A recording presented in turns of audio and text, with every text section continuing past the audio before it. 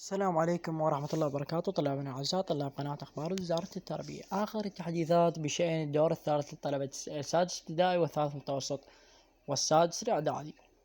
الكثير من النواب طالبوا، وأيضا احنا طالبنا بخصوص الدور الثالث أصحاب القنوات بخصوص الدور الثالث. هناك العديد من النواب ولجنة التربية النيابية أيضا طالبة وزير التربية، بقى الأمر فقط بيد وزير التربية. الدور الثالث تقريبا سيحسم 90%. هناك دور ثالث حاليا ما مؤكد، لكن بنسبة 90% حاليا هناك دور ثالث.